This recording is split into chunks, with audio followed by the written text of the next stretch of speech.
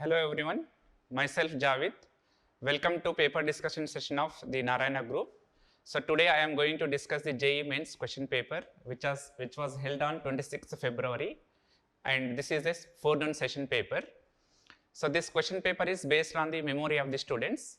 So here some questions data may be insufficient or some options may be jumbled, but this question paper will give the overall idea of the what was asked in the question paper. Okay, so let us start the discussion. So first question. So which of the following compounds is formed by ammonolysis of ethyl chloride? So that produces a product which react with tosyl chloride and produce another product which is insoluble in KOH. Okay, so this reaction is based on the properties of ethyl chloride or reaction of ethyl chloride with ammonia. So reaction of ethyl chloride with ammonia produces amines. So depending of the ratios of these ethyl chloride and ammonia, different products are formed. So 1 degree amine, 2 degree amine, 3 degree amine can be formed, or mixture of products can be formed. So that product is reacted with tosyl chloride, which remains insoluble in KOH. So here the concept is this react to produce amines. The 1 degree amine, 2 degree amine react with the tosyl chloride, whereas the 3 degree amine doesn't react with tosyl chloride. So if I write the products, so if we ethyl chloride react with ammonia to produce the 1 degree amine, so or it can produce 2 degree amine C2H5NH, C2H5, or it can produce 3 degree amine, that is C2H5N, C2H5, C2H5. So this primary amine when reacted with tosyl chloride, so tosyl chloride is paramethyl benzene sulfonyl chloride. So this will produce the product C2H5NH, S double bond O, and phenyl ring CH3. So this will dissolve in the alkali because of this acidic hydrogen. This will abstract this acidic hydrogen and produce a soluble salt. So that is C2H5N minus S double bond O and CH3 K plus. So similarly, if we react with the secondary amine, so that will produce a product that is C2H5 NC2H5 S double bond O, phenyl group and methyl group. So here this product produced is a white solid. So this doesn't react with the base like potassium hydroxide because there is no acidic hydrogen attached to this nitrogen. So this doesn't dissolve in the alkali. So similarly, if I take tertiary amine, this doesn't react with this paramethyl benzene sulfonyl chloride. So that is tosyl chloride. So here the correct option will be the secondary amine. So that is the option D. Okay. So we'll move to the next question. So next question is based on the properties of orthonitrophenol. So here it is the statement 1 given is orthonitrophenol has intramolecular hydrogen bonding. So second statement is orthonitrophenol has high melting point due to hydrogen bonding. So we should say whether these statements are true or false. So we all know that orthonitrophenol so forms intramolecular hydrogen bonding. So like this. Okay. So whereas the paranitrophenol is associated with each other by intermolecular hydrogen bonding. So the first statement is true, that is orthonitrophenol has intramolecular hydrogen bonding. So when we compare the melting point of these two, that is orthonitrophenol and paranitrophenol. So in this, the melting point of paranitrophenol is more because here it can interact with the other paranitrophenol molecules by hydrogen bonding, whereas this orthonitrophenol, which is forming the hydrogen bonding internally, cannot involve in the hydrogen bonding, which interact weakly by the other van der Waals forces or dipole-dipole forces. So therefore, the orthonitrophenol has lower melting point compared to paranitrophenol. So this statement 2 will be false, statement 1 is true. So we can see that that is given in the option A. Okay. So we'll move to the next question. So next question is based on the preparation of alkynes and its properties. Here one alkyl halide is given that is reacted with the NaNH2. So the product produced again passed through red hot iron tube. So we can see that here NaNH2 is a base. So that is it will form CH3 CH double bond CHBr. So this on reaction with NaNH2, NH2 minus is a strong base that will abstract this H plus. So that will form a triple bond here and Br minus is removed. So we'll get an alkyne. So that alkyne is CH3C triple bond CH. So this is a very basic reaction, preparation of alkyne from vinyl halides. So this product produced is passed through red hot iron tube. So we know that like acetylene trimerases when passed through red hot tube, iron tube or copper tube. So this propane also trimerases to produce the mesitylene, that is 1,3,5-trimethyl benzene. Okay. So this would be our final product. So that is given in the option B. So B is correct answer here. Okay. So we'll move to the next question. So next question is very easy question which is based on the just NCERT table. Here it is asked which is involved in the coagulation of blood. Okay, so this is based on the vitamins. So vitamin K, deficiency of vitamin K delays the blood coagulation or clotting. So vitamin K is involved in the coagulation of blood. So A is correct answer for this question. Okay, so we'll move to the next question. So next question is based on the polymers. It is asked which of the following is correct structure for neoprene. So neoprene is polymer of chloroprene. So chloroprene is, so this is the structure of chloroprene. So this on polymerization produces neoprene. So neoprene you can write the structure here. So this undergoes the addition polymerization. So addition polymerization, this forms a double bond here. So this will react with the other mole of the chloroprene. So like this forms double bond here, this becomes negative. Okay.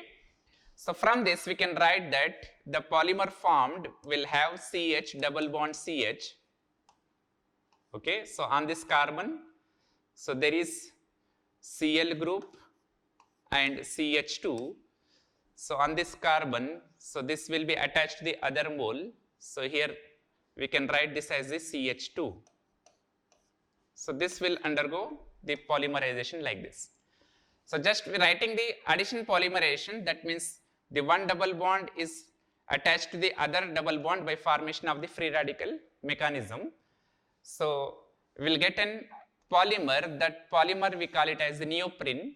So that is the structure given in the option C. So C is the correct answer for this question. Okay. So now we'll move to the next question. So next question is based on the properties of phenols. So it is asked the major products A and B in the given sequence of the reactions. So here, so first reaction given is the phenol is reacted with chloroform in presence of sodium hydroxide, and the second reaction it is reacted with bromine in the solvent CS2 at 273 Kelvin. So the first reaction is the reaction of phenol with chloroform with sodium hydroxide, which is very important reaction or famous reaction. This is Raymond-Taman reaction. In this reaction, the intermediate formed is CCl2 that is attacked by the phenol ring and that hydrolyzes to produce the aldehyde group. So in the first reaction, the major product produced is the ortho derivative, which is stable product due to hydrogen bonding. So we'll get this salicylaldehyde as the major product. So when phenol reacted with bromine, so there are two reactions. One is in the solvent CS2 or in the solvent water. So this is again the NCERT based reaction directly given here. So phenol react with bromine in CS2 solvent, so it will give the monobromo derivative, so that it will give the ortho-bromo derivative as well as the para-bromo derivative in the solvent CS2. Okay. So here the major product is the para-bromo derivative. So but if the solvent is water, which is the different case here, so if the water is solvent in the reaction, so in such case it will form tribromo derivative. So here we can see that the products are orthohydroxybenzaldehyde and para-bromophenol. So these two options are given here in the option B. Okay. So we'll move to the next question. So this is the reaction here, dichloro derivative given, so which on hydrolysis producing a compound B. So here it is given that B forms an oxime with NH2OH and it doesn't give the Tollens test.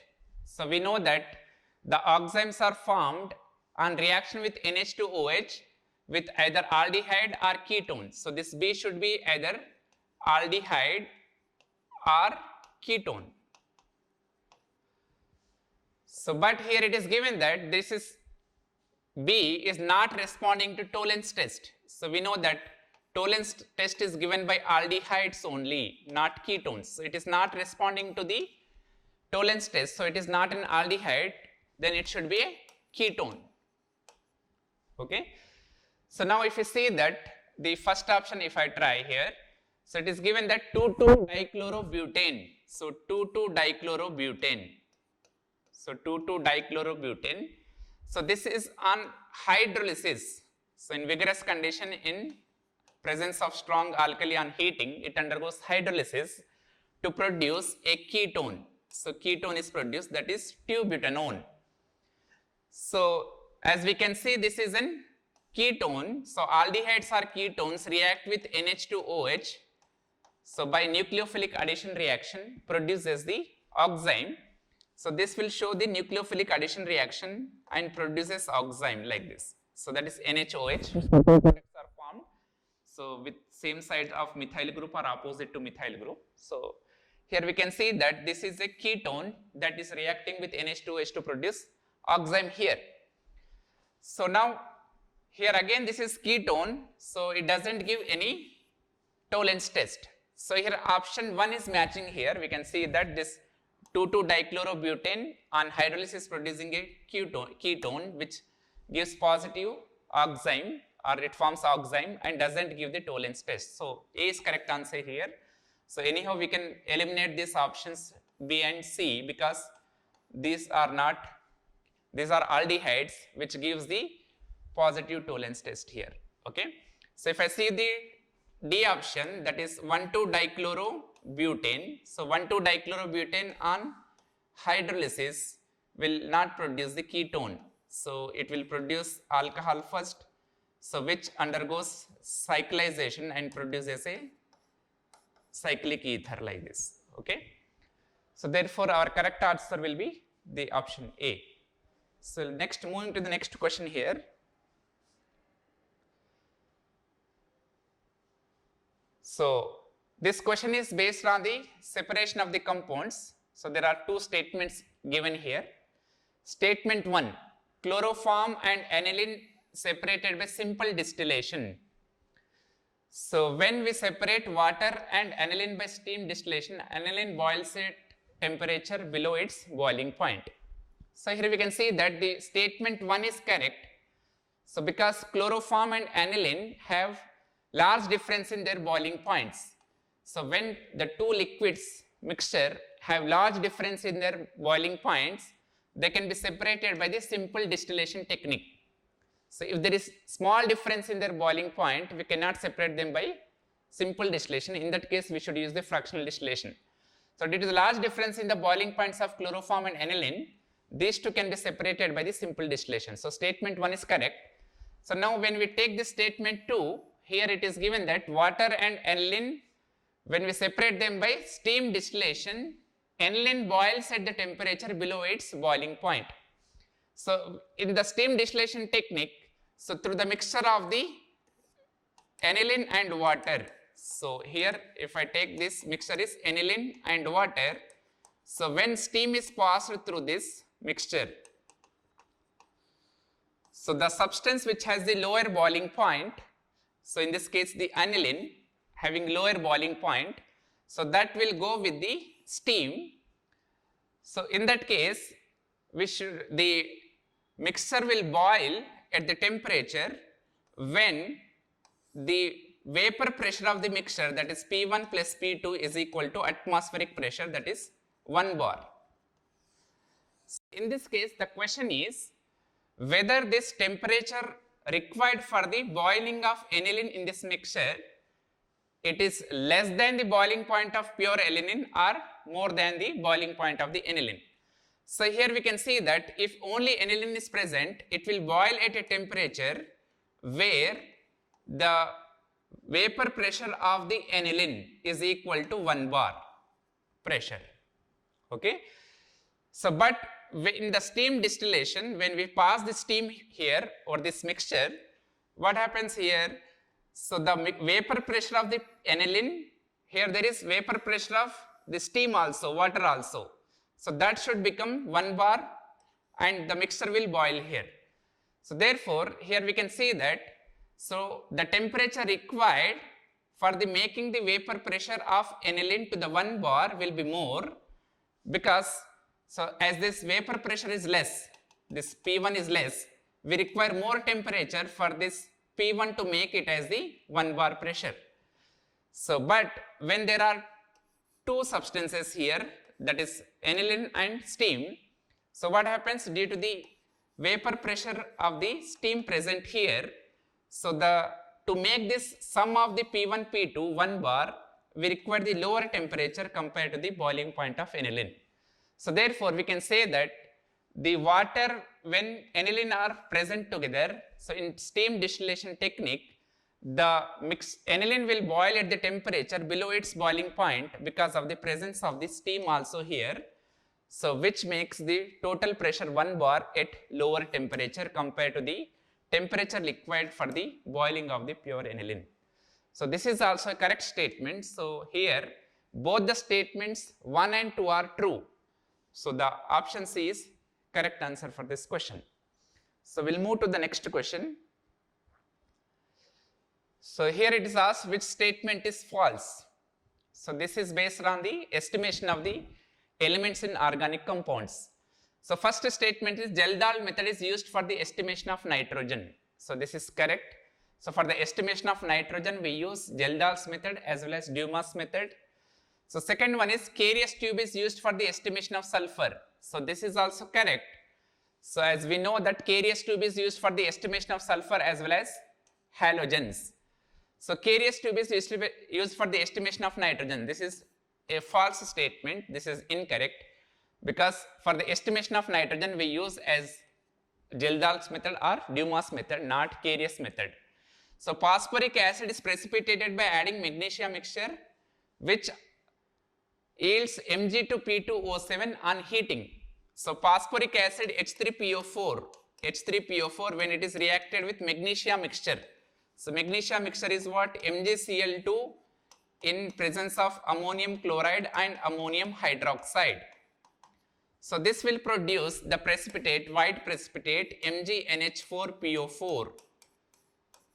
So this on further heating lose ammonia gas and produces Mg2P2O7. So therefore this is also a correct statement, because phosphoric acid when magnesia mixture is added, that is MgCl2 and NH4Cl and NH4OH, produces a white precipitate which on strong heating will produce magnesium pyrophosphate. So this is also correct statement. So we can see that the incorrect statement is option C.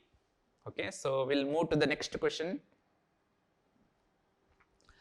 So next question is, a compound on reaction with hard dilute H2SO4 liberates X when brought in contact with potassium dichromate paper dipped in dilute H2SO4 gives a green colored compound. So we all know that the potassium dichromate is a good oxidizing agent when it comes in contact with a reducing agent. So reducing agent, so in presence of acid, potassium dichromate act as the oxidizing agent. In presence of an acidic medium like sulfuric acid, so it will oxidize the substance and itself get reduced to Cr plus 3. So this Cr plus 3 compound is green in color. So therefore here we should identify a compound which is a reducing agent. So now you can see that in these options A and C, the gas released is SO3, here also SO3. So SO3 is not a reducing agent because here sulfur is in its highest oxidation state, that is in +6 oxidation state. So therefore this SO3 cannot convert this potassium dichromate into green color. So A and C are incorrect. So therefore here options B or D can be correct. So if you see this reaction, so sulfur dioxide when passed through potassium dichromate, so in presence of acidic medium, so sulfur dioxide will be oxidized. So it will be oxidized to sulfate SO4 2 minus and itself reduced to Cr plus 3. So which is a green color compound. So as it is a acidic medium, Cr2O3 cannot exist in the acidic medium because it will react with acid to produce a salt, that is Cr2SO4 thrice. So therefore the correct answer will be the reduced product should be Cr2SO4 thrice and the reducing agent is SO2. So that is given in option D. So here you can see that what is the salt given here, what is compound, compound A. So the compound A should be a sulfite salt. The sulfite salt on acidification with sulfuric acid H2SO4.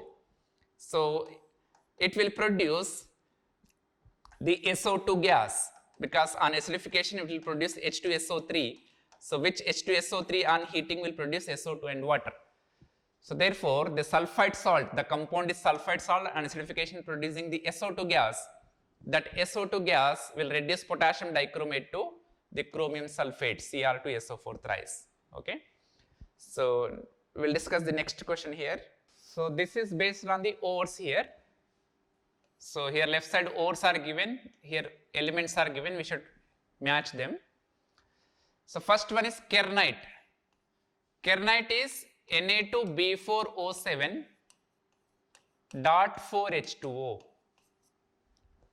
So therefore it contains boron here. Calamine is ZnCO3, zinc carbonate is calamine. It contains zinc. Cassiterite is SnO2, so it contains tin. So cryolite is Na3AlF6. Therefore fluorine is present as anion here. So that is Q here. So we can see that kernite has boron, calamine contains zinc, cassiterite contains tin, and cryolite contains fluorine. So therefore the correct options having this matching is A. Okay. So next question is a compound which is used in lead storage battery having amphoteric nature and strong oxidizing agent is. So here we can see that all the compounds are given of lead compounds. Okay. So here lead can show the different oxidation state, that is Pb plus 2 and Pb plus 4. So as we know, due to the inert pair effect, the lead plus 4 is not so stable. It will get readily reduced to Pb plus 2. So Pb plus 2 is stable, whereas Pb plus 4 is less stable. So we can see that in the P block, every element in the last element in the group, due to the inert pair effect, will be the strong oxidizing agent. So Pb plus 4 is strong oxidizing agent, it will readily convert to Pb plus 2. So here if you take these options, the PbO2 is given in option A and Pb3O4 is given in option B. Here the lead is present in both Pb plus 2 and Pb plus 4. So if you see here, the oxide which is used in lead storage battery. So this is very important here, we can see that. So lead forms different oxide, that is PbO PbO2 and Pb3O4. So both Pb and PbO2 are amphoteric here. So but PbO2 is used in the lead storage battery. So PbO2 is consumed at cathode, it will undergo reduction. So PbO2 undergoes reduction in presence of H2SO4 to produce PbSO4 by taking 2 electrons. So plus it will produce the water. So this is the reaction when PbO2 is used in the lead storage battery, which is reduced at cathode. At anode, oxidation takes place, that lead is oxidized to Pb plus 2. In presence of sulfuric acid, it becomes PbSO4. So that means the oxide which is used in the lead storage battery is PbO2, and we can see that it is amphoteric in nature. Both tin oxides and lead oxides are amphoteric in nature, and this will dissolve in the both acid and alkali, and it is very strong oxidizing agent because Pb plus 4 is less stable compared to Pb plus 2. So therefore the correct choice will be the option A. Okay. So we'll move to the next question here.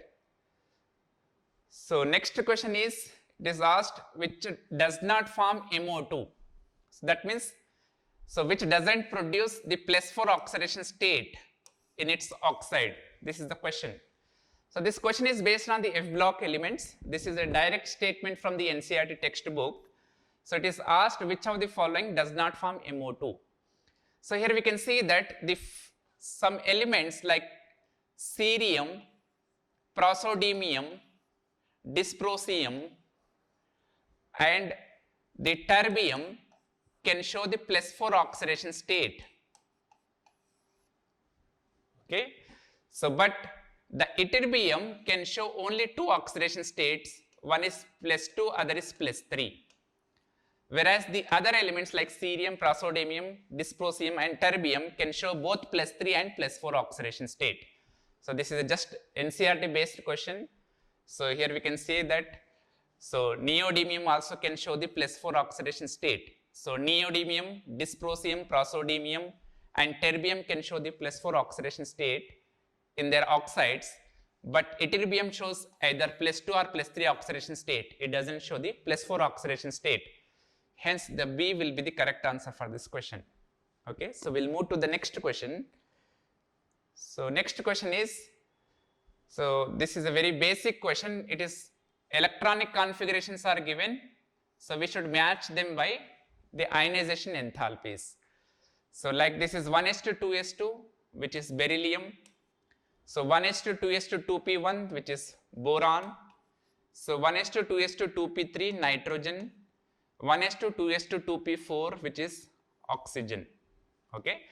So when we go from left to right in the periodic table, the ionization enthalpy should increase because of the increase in effective nuclear charge. But there is an anomaly at second group elements and 13th group elements, third A group elements, because of the NS2 configuration here NS2 and NP1 configuration. So what happens here? Here we should remove the electron from the NS2 subshell, whereas in 13th group elements, the electron should be removed from the NPs, that is P subshell. So removal of electron from the NH S subshell is difficult compared to removal of electron from the P subshell, because S subshell is having the more penetration power, which is more close to nucleus and attracted more with the nucleus. So therefore, the ionization enthalpy of beryllium is more than boron.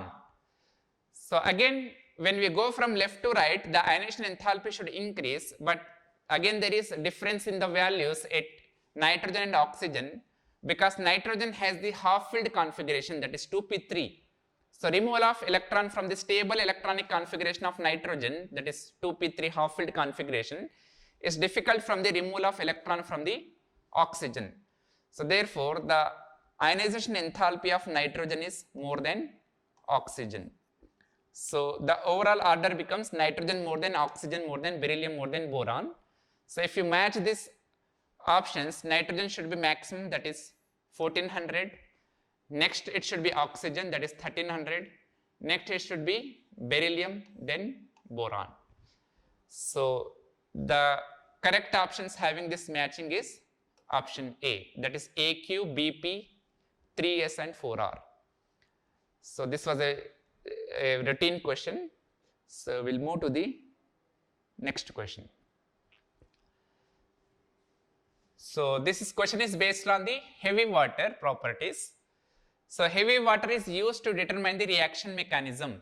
So this is very important in the organic reaction due to the its application in the determine the reaction mechanisms. Like we can predict the reaction is whether E1 or E1Cb based on the using the water, heavy water in the reaction mechanism.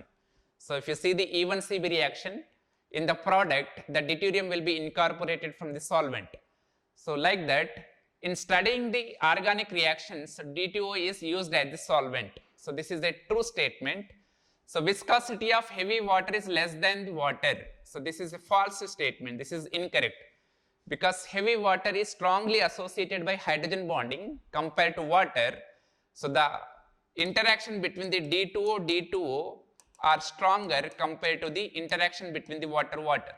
So due to the strong interaction, viscosity of heavy water is more than that of water. So this is a not correct statement. Here it is given it is having the less viscosity compared to water. So D2O can be prepared by exhaustive electrolysis of water. So this means in water there is small amount of D2O present, which on repeated electrolysis for long time, it will produce the D2O. So this is a direct statement from the NCERT textbook. So this is also correct statement. D2O can be prepared by the exhaustive repeated electrolysis of water. So boiling point of heavy water is more than that of normal water.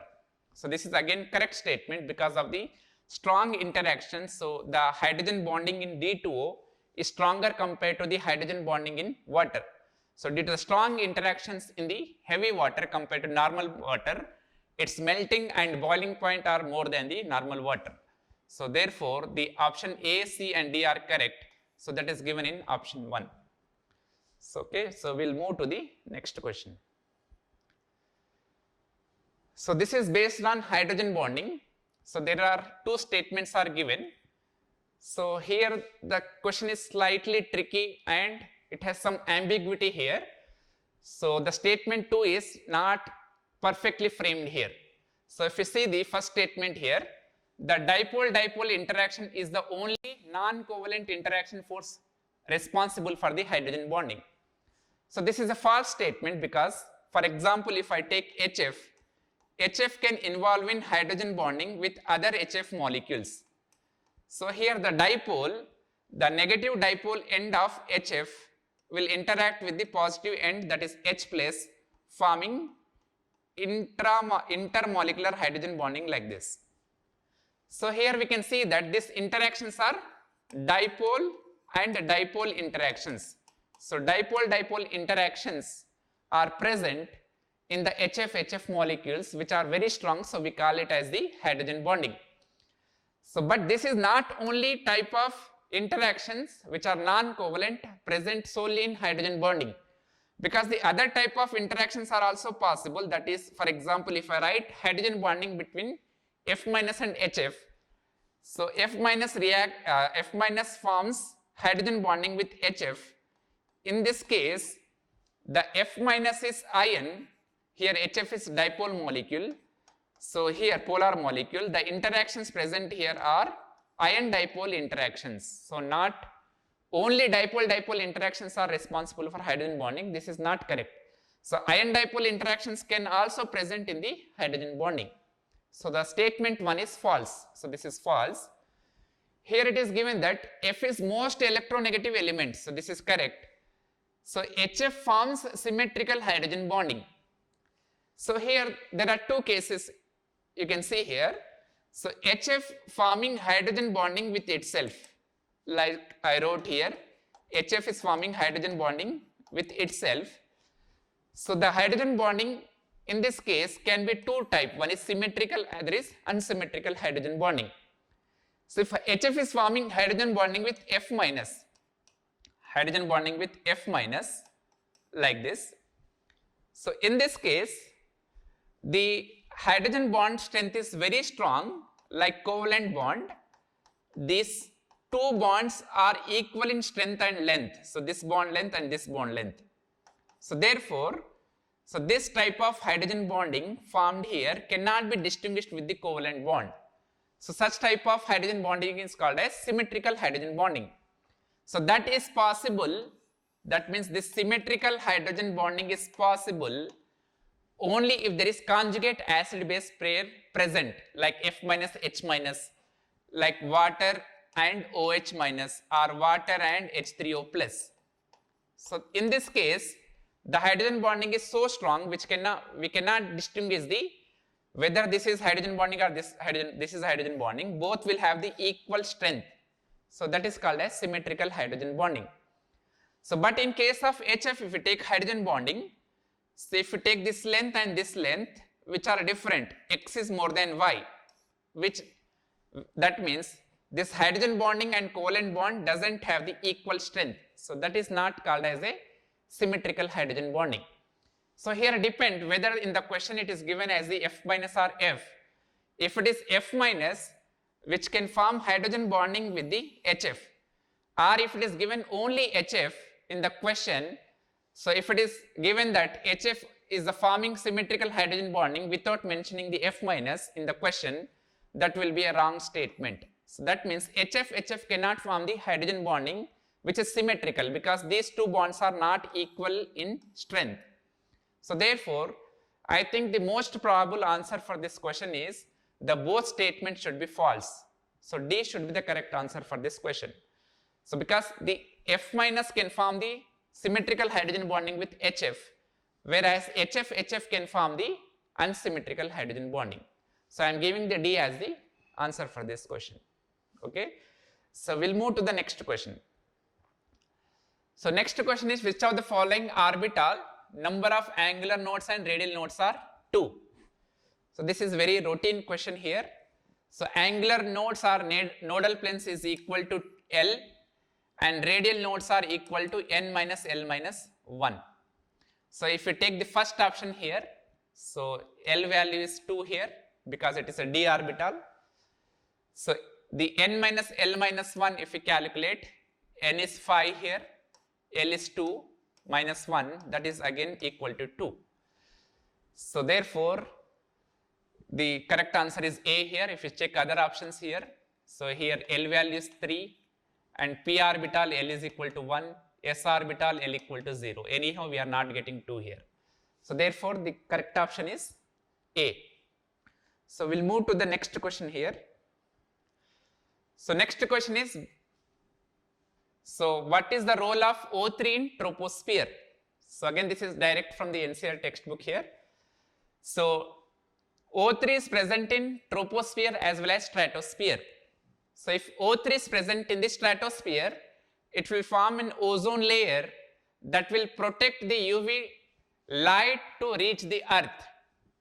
Okay, if ozone layer is depleted, so UV radiation can reach the earth, that causes many harmful effects. So O3 protects us from UV light when it is present in the stratosphere, not troposphere. So this is incorrect. So but when O3 is present in troposphere, it causes many diseases. Like, so O3 in troposphere can be a cause for the formation of photochemical smog.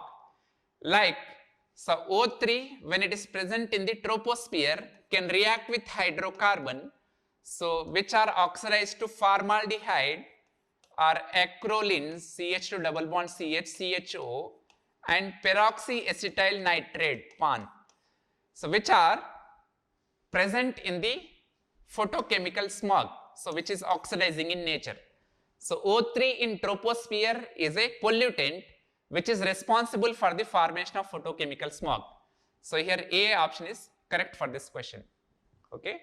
So if we move to the next question here. So next question is, when dichromate react with a base, what is the oxidation state of chromium in the product? So this is again a very easy question. So we know that here dichromate and chromate, Cr2O7 and CrO4 2 minus, are interconvertible with change in pH of the solution. So dichromate when treated with the base alkali, when the pH is slightly more than 7, it will undergo hydrolysis to produce chromate, but when it is acidified,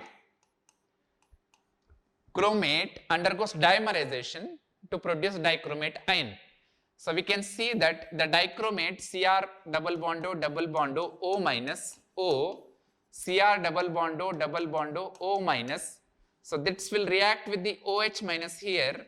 So this becomes O minus, again forms double bond, and this bond breaks.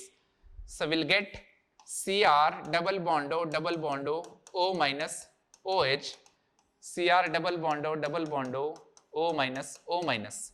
So this will react with the base again alkali and change to CrO4 2 minus. So that means dichromate, when treated with the alkali, it changes to chromate, 2 moles of chromate, where the oxidation state of chromium in chromate is +6. So therefore 6 is the correct answer for this question. So this is an easy question here. So we'll move to the next question. So next question is, here it is given that 3.12 grams of O2 is adsorbed on platinum surface. So we should determine the volume of O2 adsorbed per gram of platinum at 1 atmosphere pressure and 300 Kelvin, where R value is given here. Okay. So first, by using the ideal gas equation, that is PV is equal to nRT, we can calculate the volume, that is nRT by V. So N is the number of moles of O2 gas, that is weight is 3.12 by 32, R is 0.082 into T is 300 Kelvin divided by pressure 1 atmosphere. So on calculation, we will get it as the 2.4 liters. So volume of the O2 adsorbed on platinum, that is 1.2 grams of platinum is 2.4 liters. So here it is asked what is the volume of O2 adsorbed per gram of platinum. So therefore per gram of platinum it will be 2.4 by 1.2, that is equal to 2. Okay. So this is very easy question, just applying the ideal gas equation, calculating the volume. So we will get the volume for the 1.2 grams of platinum. So calculating per gram, so we'll get 2 liters. Okay. So moving to the next question here. So here reduction of permanganate in acidic medium is given. So MnO4 2 minus by taking 5 electrons changing to Mn plus 2. Determine the amount of current in Faradays when 5 moles are converted to Mn plus 2. So this is very easy question here. So MnO4 minus is reduced by taking 5 electrons. So that means 1 mole of MnO4 minus is requiring 5 moles of electron. So which is 5 moles means 5 Faradays, 5 farads. But here it is asked for the 5 moles of MnO4 minus, which will require obviously 25 farads. Okay.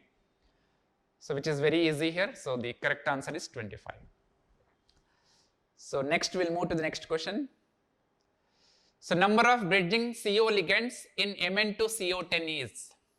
So here Mn2CO is a dicarbonyl which contains Mn-Mn bond, Mn-Mn bond and 5 CO groups, 5 CO groups, where there is no bridging CO, which is a repeated question here. So asked many times, like CO to CO8 and Mn to CO10. So directly from NCERT textbook, here there is no bridging CO. So therefore the correct answer is 0 for this question. Okay. So we'll move to the next question. Here delta H of a reaction is given, which is an exothermic reaction releasing 20 kilojoules per mole. Activation energy of forward reaction is given and it is asked to determine the activation energy of backward reaction. So if you see the energy profile diagram for this reaction, that is energy versus the reaction progress, reaction coordinate or time. Here this is an exothermic reaction, therefore energy of the reactants is more than product. So this is reactant and this is product. So this energy difference, enthalpy difference between the reactant and product is called as delta H of the reaction, that is given minus 20 kilojoules per mole. Here this delta H of the reaction can be written in the terms of the activation energies, that is this, I can write this as activation energy of forward reaction, because the reactant should have minimum this energy to cross the energy barrier to convert into products. Similarly, for the products to convert into reactant, it has the activation energy this much, that I can write this as the activation energy of backward reaction.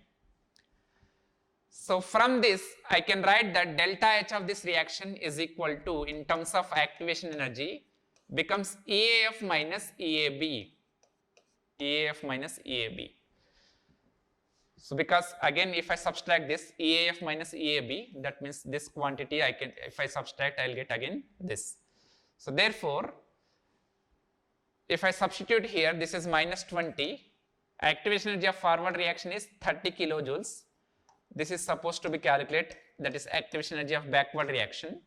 From this, I'll get activation energy of backward reaction is 50 kilojoules per mole. Okay. So therefore, the correct answer is 50 for this question. So which is easy again. If we move to the next question here. So here for a reaction, delta H is given, which is an endothermic reaction. Delta S is given, which is positive here, 2T joules per mole Kelvin. So we should calculate what is the temperature at which this reaction is spontaneous. So as we know, at constant temperature and pressure, a reaction is spontaneous if delta G is less than 0. So which we can write from Helmholtz equation, delta G is equal to delta H minus T delta S, should be less than 0. If I substitute these values here, 80 kilojoules, that is 80,000 joules, minus T into delta S is 2T, that should be less than 0. So on substituting here, I'll get this 2T square should be more than 80,000. So from this, I'll get T square is equal to 40,000. So T will be 200 Kelvin. Okay, which is very easy. So that means temperature should be greater than 200 Kelvin for this reaction should be spontaneous. So as it is asked minimum temperature here, so for minimum temperature we can mark it as the 200 Kelvin, because just above the 200 Kelvin it will be spontaneous. At 200 Kelvin the delta G will be 0. So therefore the 200 is the correct answer for this question. So if you move to the next question here, this is based on the real gases. A real gas equation is given, that is PVM minus B equal to RT. So here the expression for dZ by dP is given. So that is Z here is compressibility factor. We know that compressibility factor is PVM by RT. Okay. So just derive this equation, that is what is the expression for Z here. Then differentiating this Z with respect to P at constant temperature, we will get the X value. So if I write this, we can write that PVM minus PB is equal to RT. So we can write this as PVM is equal to RT plus PB. Dividing by RT, we will get PVM by RT is equal to 1 plus PB by RT. So as we discussed here, the compressibility factor is PVM by RT. So this becomes Z here, Z is equal to 1 plus PB by RT. Differentiating with this with respect to pressure, taking constant as the temperature is as constant. So we know that this is 0 here, plus differentiation of P with respect to P is 1 into B by RT. Okay. So that is given here XB upon RT, therefore X should be 1. So this is 1 here, X is 1. So just writing the equation in terms of the PVM by RT, which is equal to Z, by differentiating the Z with respect to pressure at constant temperature, we will get X value, that is equal to 1. So moving to the next question here. So next question here, one equation is given, AB2 gas is giving A gas plus 2B gas. Starting with 1 mole of AB2 in a 25 liter container, pressure at equilibrium is 1.9 atmosphere at 300 Kelvin, then Kp value we should calculate here. So for calculation of Kp here, we should calculate the initial pressure. So initial pressure is equal to again nRT by V. Because to write the Kp here, for Kp expression is there pressure of A into pressure of B whole square at equilibrium divided by pressure of AB2. So therefore we should calculate the pressures of AB and AB2 at equilibrium. So for that, if I calculate initial pressure, the moles of AB2 is given 1, R is 0.082, temperature is 300 Kelvin, volume is 25 liters. So if I calculate this, I'll get initial pressure is equal to 1 atmosphere. So here the equation given is AB2 is giving A plus 2B gas. So this is 1 initially, this is 0, this is 0. If the pressure decreased due to reaction of AB2 is X, that is AB2 left at equilibrium is 1 minus X. So A at equilibrium will be X, B at equilibrium will be 2X. The total pressure, if I add this 1 minus X plus 2X equal to 1 plus 2X, that is equal to 1.9, that is given in question at equilibrium. From this, the X becomes 0.45. Okay. So if I substitute here, that is pressure of A, the pressure of A is X, that is 0.45, and pressure of B is equal to 2X, that is 0.9 whole square divided by pressure of AB2, that is 1 minus 0.45, 1 minus X. So on calculation this, the Kp value will be around 0.66. So we can write this as this 6.6 into 10 power minus 7 minus 1, sorry, 6.6 into 10 power minus 1. So here it is asked to calculate X value, the X value becomes here 6.6. But in the instructions it was given to round off this value to the nearest integer, that becomes near to 7. So the 7 is correct answer for this question. So these were the 27 questions we got in this paper. Okay. Hope this will be useful for you. Thank you.